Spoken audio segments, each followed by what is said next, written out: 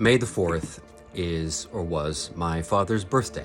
It just so happens that May the 4th has become May the 4th Be With You Day, the pun national holiday of all Star Wars fans.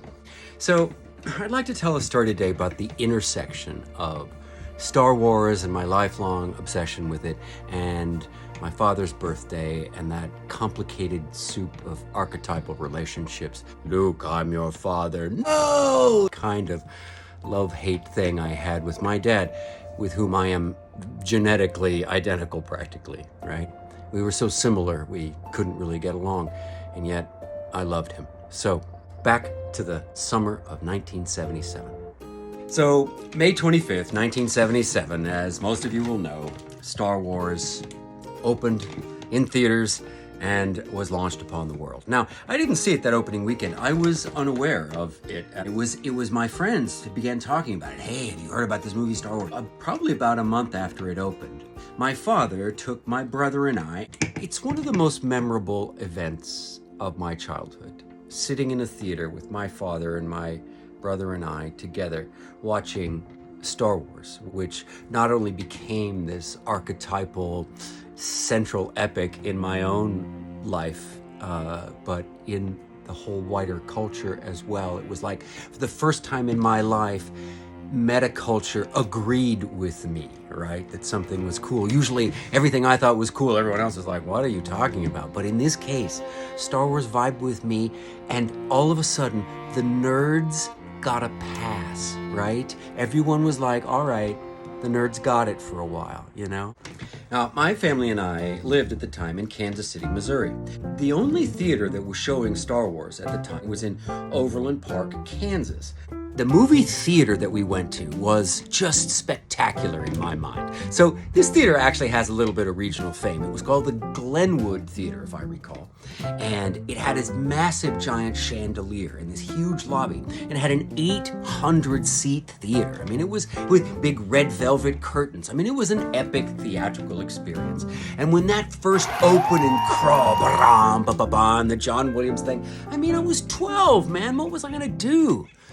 Now, when movies came out and they were popular, they just stayed in a theater. They just kept playing. Star Wars had stayed at the same theater for months, I think, the rest of the year, and then I think it kept coming back for almost 18 months. It was there so long. You know, it would wear out physically after they ran it for several weeks. It would start getting scratches and breaks, and, you know, they would take out full-page ads in the local newspapers. They would say, Star Wars, new print, arriving Friday. So we would all go see it again.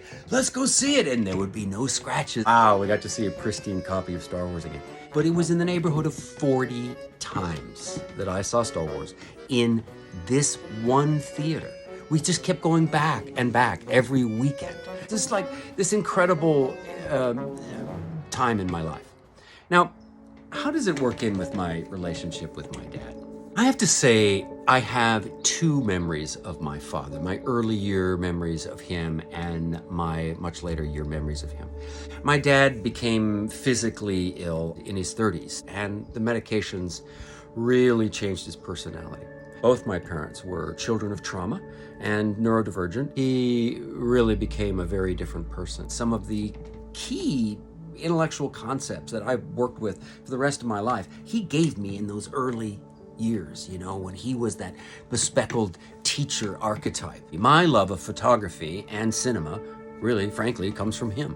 My mother was born on Victory in Europe Day, VE Day. It would actually have, you know, parades and things celebrating VE Day. So on her birthday, she'd be out there saying, thank you for celebrating, you know, me. My dad, later in life, also had a sort of national holiday for him. May the 4th just got adopted by Star Wars fans, and he got peppered with memes later in life. At his funeral, I had a metaphor really strike me. It just hit me as being so real and relevant.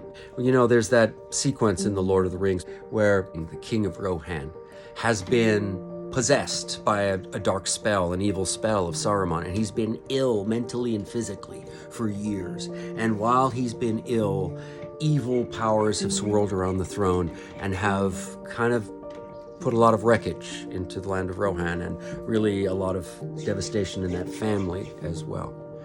And as that spell is broken, And he's able to come out and realize who he was right at the end of his life as his country needs him. He rises up and leads them into battle where they are victorious. And he has that death scene where he says, I am now unafraid to sit in my ancestors' company. I think my father was that way as well. He got sick, and his sickness affected his mental health and his ability to be the kind of person he wanted to be, the kind of person he was when I was young and he was young. So to me, he's sort of like the tragic king, Theoden, who at the end realized, oh wow, I was broken for a long time. And I am more able to forgive him now, realizing that he suffered traumas and neurodivergence just like I do, that I'm so much like him. Forgiving my dad, it goes a long way in my ability to help me forgive myself, and gives me more compassion in recognizing that my parents struggled with theirs as well. That's a complicated juxtaposition to talk about Star Wars fandom and the strange generational patterns of mental health in families. But that's how it is. Anytime something really grabs you in your life, even if it's part of pop culture, and then it gets interwoven with your emotions and your relationships, it's bound to be complicated.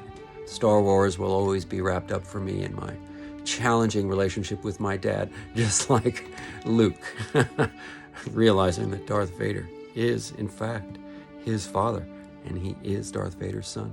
I am my father's son, and I have been Darth Vader too at times in my life, and I'm trying to correct that now, So if there is an all-powerful force out there guiding us to go to the light side, well, then may the 4th be with you.